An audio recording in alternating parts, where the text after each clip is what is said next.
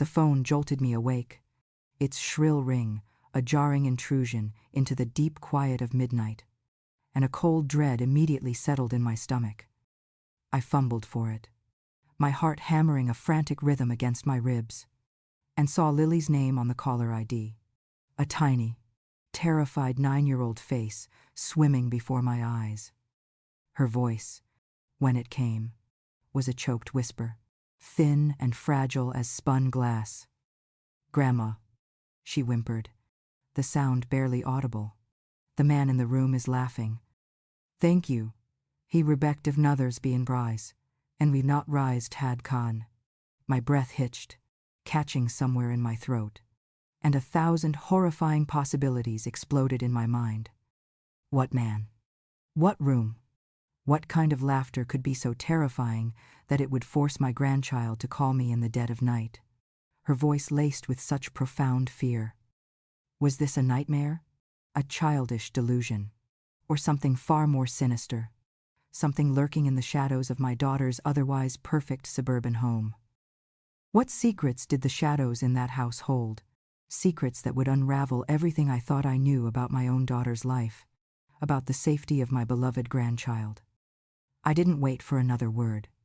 I just told her I was coming, the line going dead as I threw off my covers, my old bones protesting with every movement. My little house, usually a sanctuary of peace, felt suddenly suffocating, the silence heavy with an unspoken threat. I pulled on a robe over my nightgown, my hands trembling as I tied the knot, my mind racing through all the late-night visits I had made to Sarah's house over the years. Lily had always been a sensitive child, prone to vivid dreams, but this call felt different, sharper, infused with a raw terror that chilled me to the bone. The drive was a blur, the streetlights casting long, distorted shadows that seemed to mock my rising panic. Sarah lived just a few blocks away. A sprawling house with a manicured lawn, a testament to Robert's success in real estate. He was a pillar of the community, a charming man who volunteered at the church, coached Little League, and always had a ready smile and a firm handshake. He had been so good to Sarah after her first husband, Lily's biological father, had left them, a beacon of stability and kindness. Or so I had thought. I fumbled with my spare key at Sarah's front door, my fingers clumsy with urgency, the quiet of the house amplifying every creak and rustle. I slipped inside, my eyes adjusting to the dim light filtering in from the street lamps outside. Everything seemed normal, too normal. The faint smell of Sarah's lavender potpourri hung in the air, a familiar scent that usually brought comfort, but now felt like a cruel deception. Lily's room was on the second floor, down a long hallway. I climbed the stairs 2 at a time, my knees aching, the thought of her frightened face propelling me forward. The door to her room was ajar, a sliver of darkness beckoning me in. I pushed it open gently, my heart a drum in my ears, and stepped inside.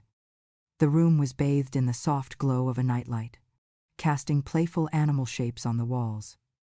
Lily was huddled under her covers, a tiny mound of fear, her face buried in her pillow, her small body trembling. "Lily, baby, I'm here," I whispered, rushing to her side, gathering her into my arms.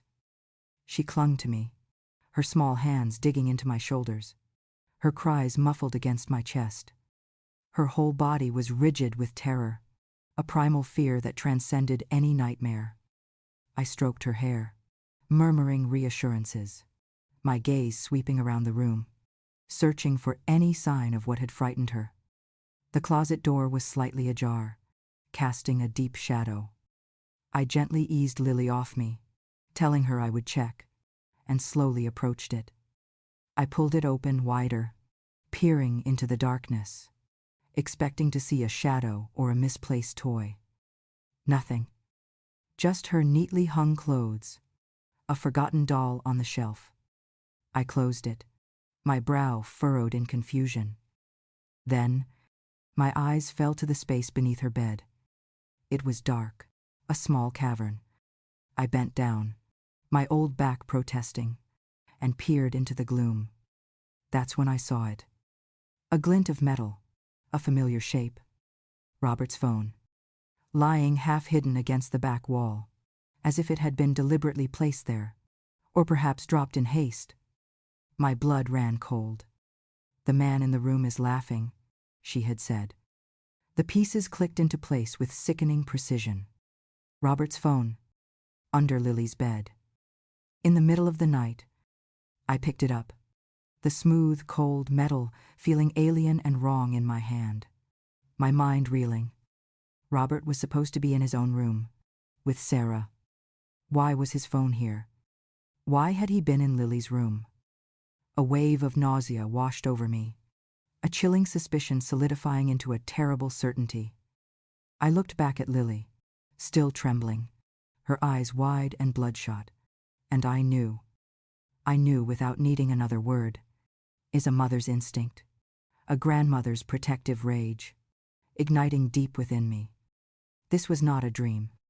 This was real. The next few days were a haze of forced calm and escalating internal panic. I tried to talk to Sarah, gently, tentatively, about Lily's increasing fear, the sudden bedwetting that had returned, the nightmares that left her screaming. Sarah, however, dismissed my concerns with a wave of her hand, attributing it to Lily's vivid imagination or a phase. "She's just a sensitive child. Mom," she'd say, her voice firm, almost defensive. "Robert is wonderful with her. They adore each other. He's been a rock for us." I think that was the never next, but I saw the signs, clearer now, through the lens of my horrifying discovery. Lily would flinch when Robert approached her, her small shoulders tensing. She'd refuse to be left alone with him, always finding an excuse to be by my side or Sarah's. She became withdrawn, her usual bubbly nature replaced by a quiet, watchful demeanor. And Robert. I started noticing things about him too. The way he would linger a little too long near Lily's bedroom door late at night, under the guise of checking if she was asleep. The subtle shift in his eyes when he looked at her, a possessiveness that I had once mistaken for paternal affection. The way he'd joke, a little too often, about Lily being his favorite girl. A possessiveness that now grated on my nerves. I couldn't shake the image of his phone under her bed, the memory burning a hole in my conscience. I had to do something. Anything. But I knew I couldn't confront Robert directly. Not without proof. And not without potentially shattering Sarah's world.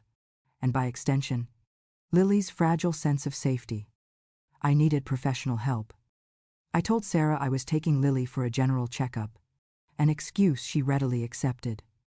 Instead, I drove Lily to Dr.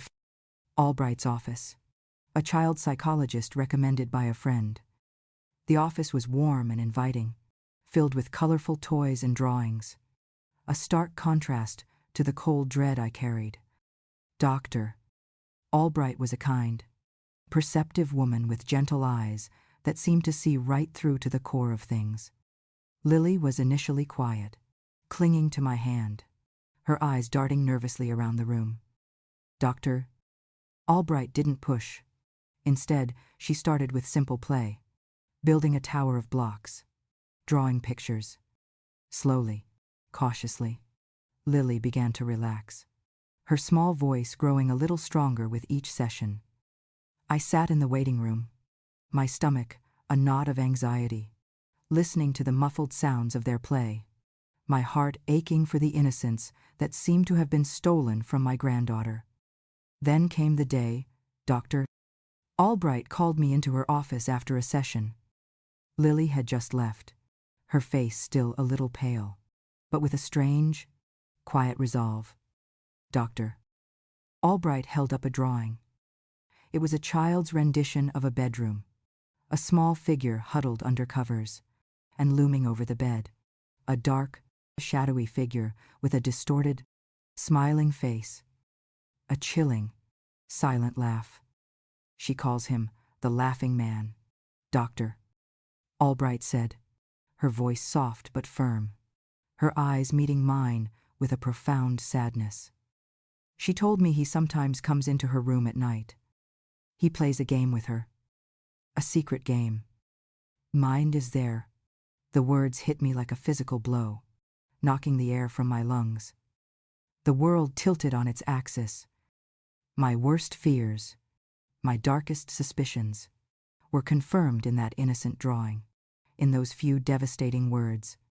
Lily had been abused. By Robert, the man who had charmed everyone, the man Sarah adored, the man who was supposed to protect her. A white-hot rage, fierce and absolute, surged through me, eclipsing everything else. My little Lily, so vulnerable, so trusting. How could I have been so blind? How could Sarah have been so blind? I walked out of that office, a different woman, transformed by a burning resolve. I was no longer just a grandmother.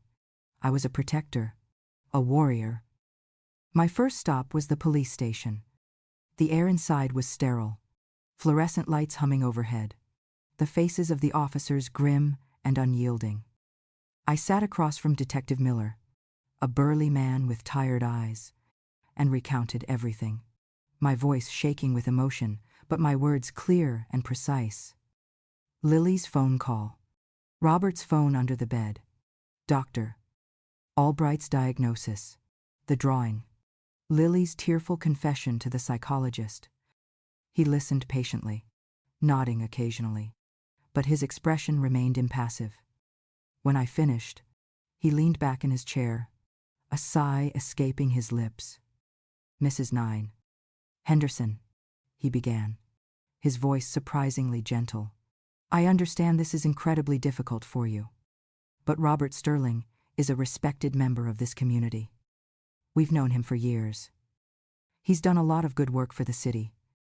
There have never been any complaints against him. Your granddaughter's story, while concerning, is just that. A child's story. And without any physical evidence or an eyewitness account, it's very difficult to proceed. Today, end of then, but I did. Any pauses? He might as well have slapped me. My hands clenched into fists, my nails digging into my palms. A child's story, I repeated, my voice barely a whisper, laced with incredulity. She's traumatized. She needs protection. He's a monster. Into the state. Detective Miller just shook his head, a look of weary regret on his face. We'll look into it. Of course. We'll talk to Mr. Sterling. But please, don't expect too much.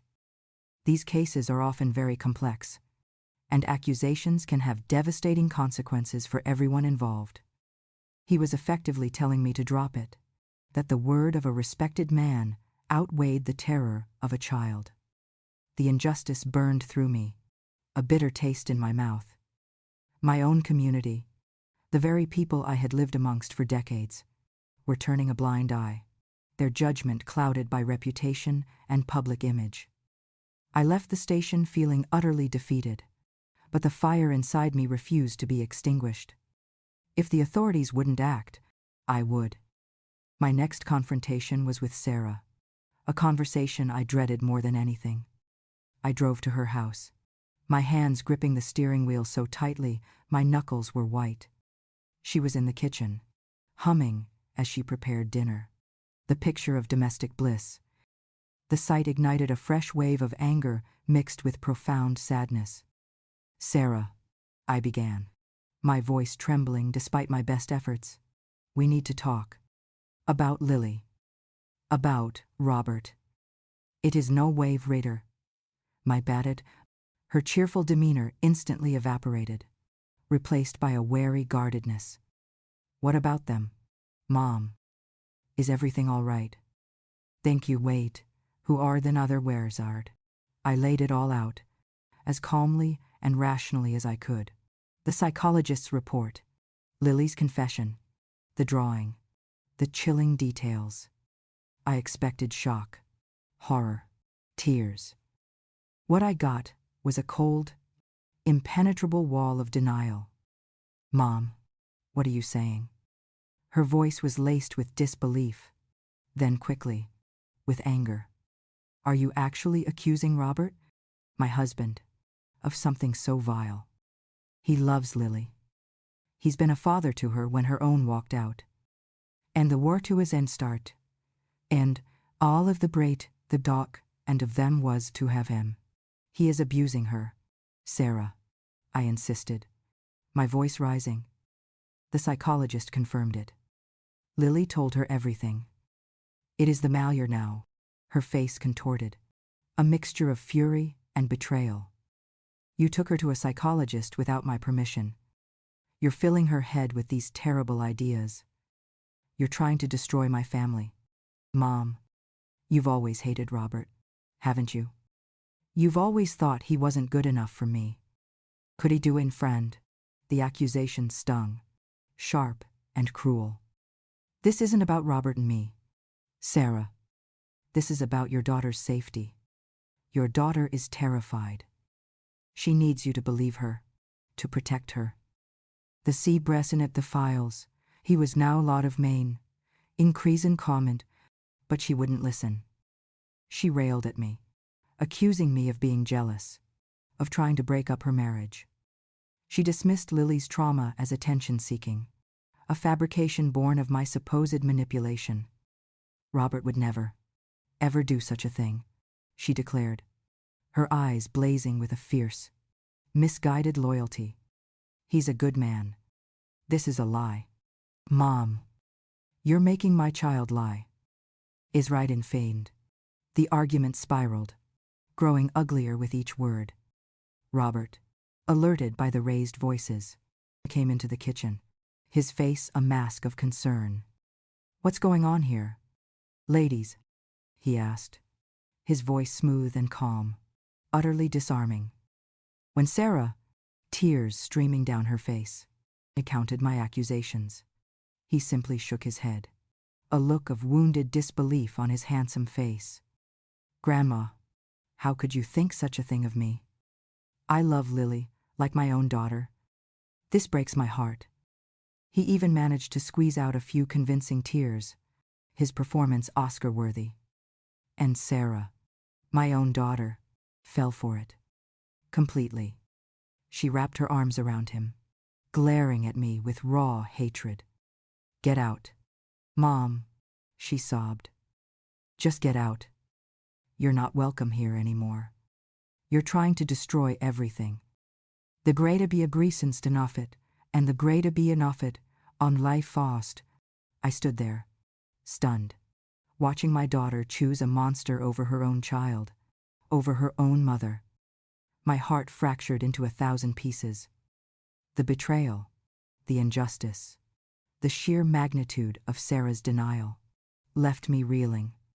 But amidst the crushing pain, a cold, clear decision formed. I would not let this stand. I would not abandon Lily. I left that house for what I knew would be a very long time, my resolve hardening into steel. I called Dr. Albright again, explaining the police's dismissal and Sarah's refusal to believe.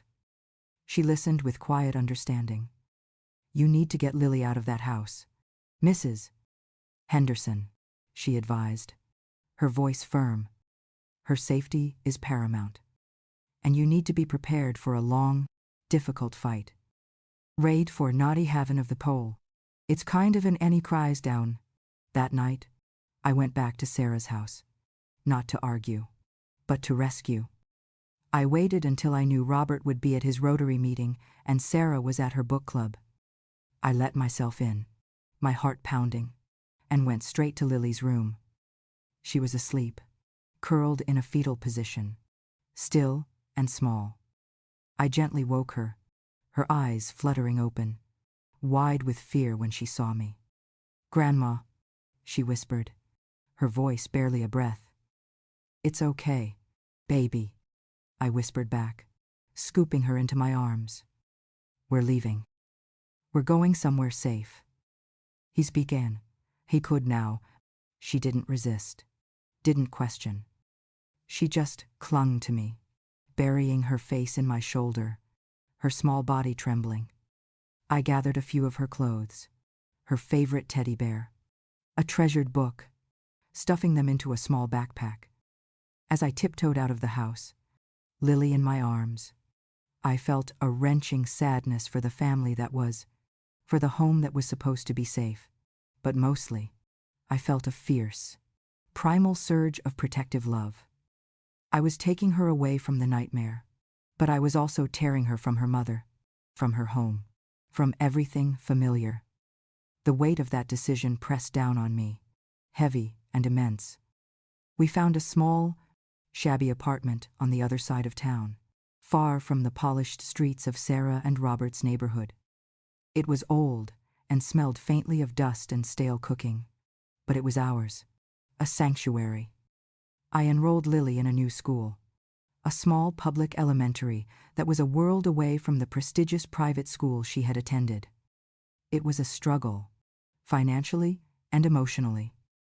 My pension was modest, and the rent, even for this small place, was a strain.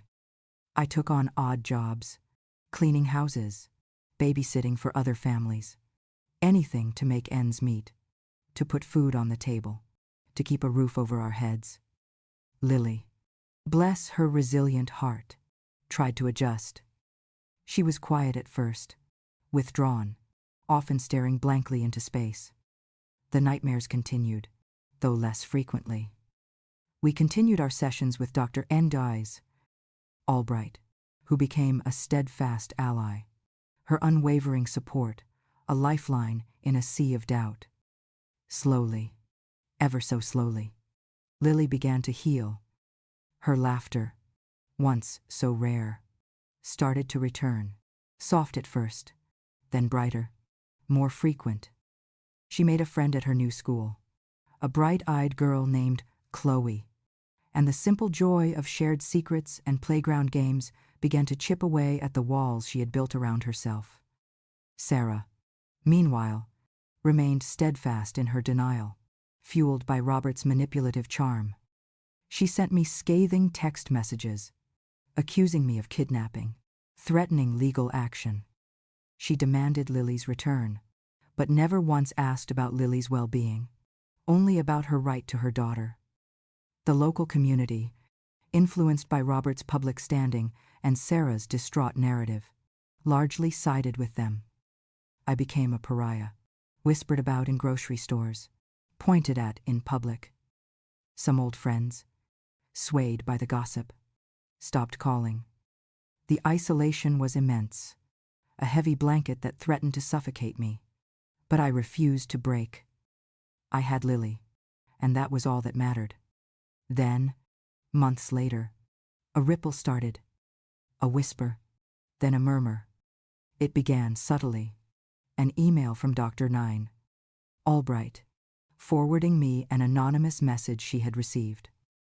It was from a parent at Lily's old school, asking if Dr. Albright had ever dealt with cases of children reporting strange behavior from their stepfathers. Then, another email. This one, more direct, mentioning Robert Sterling by name. A crack had appeared in the carefully constructed facade of Robert's life. Another parent, emboldened by the psychologist's discreet outreach and perhaps hearing faint whispers of Lily's case, had come forward. Then another, and another. It was a trickle at first, then a flood. Parents from Lily's old school, parents from other community groups Robert was involved with, all telling similar, horrifying stories. Children speaking of games in the night, of laughing men, of fear and confusion. It seemed Lily was not alone. There were other victims, other families broken by the same monster. The dam finally burst when one brave mother, after hearing about other anonymous reports, decided to go public. She posted her daughter's story on a local online forum, using pseudonyms but describing the chilling pattern of behavior. The post went viral within the community. Other parents, seeing they were not alone, began to respond, cautiously at first, then with a fierce, Collective anger. One parent mentioned a hidden nanny cam that had caught suspicious activity. Another revealed old text messages from Robert, seemingly innocuous at the time, but now, viewed through the lens of other children's stories, taking on a deeply disturbing context. Video footage emerged, grainy and dark, but undeniably showing Robert entering a child's room late at night. Text messages from his phone, some inadvertently saved, some recovered from old devices, showed conversations with other parents that, in retrospect, were subtly grooming. The evidence, once dismissed as circumstantial, now piled up, undeniable and damning. Detective Miller, to his credit, was forced to act. The sheer volume of complaints, the growing public outrage, and the undeniable evidence accumulating online could no longer be ignored. The police investigation began in earnest, this time with a swift and decisive intensity. More families came forward, their stories echoing Lily's, each new revelation a fresh wound on the community's conscience. Robert Sterling, the pillar of the community, was arrested. The news ripped through our small town like a wildfire, leaving a trail of shock, disbelief, and furious shame.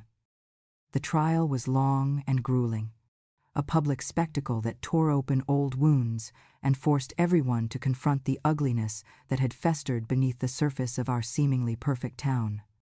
Lily, brave beyond her years, testified remotely, her small voice clear and steady as she recounted her truth. Other children, equally courageous, shared their stories. Dr. Albright provided expert testimony, explaining the psychological impact, the patterns of grooming, the insidious nature of the abuse.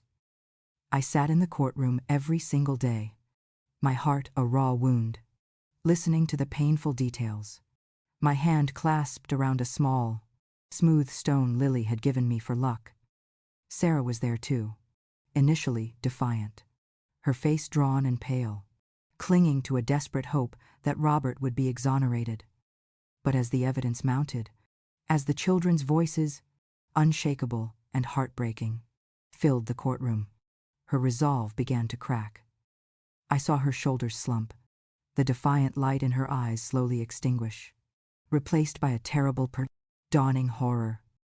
The verdict came on a crisp autumn afternoon, the air thick with anticipation. Guilty, on all counts. Robert Sterling, the respected community leader, was sentenced to a lengthy prison term. A wave of collective relief, mingled with profound sadness, washed over the courtroom.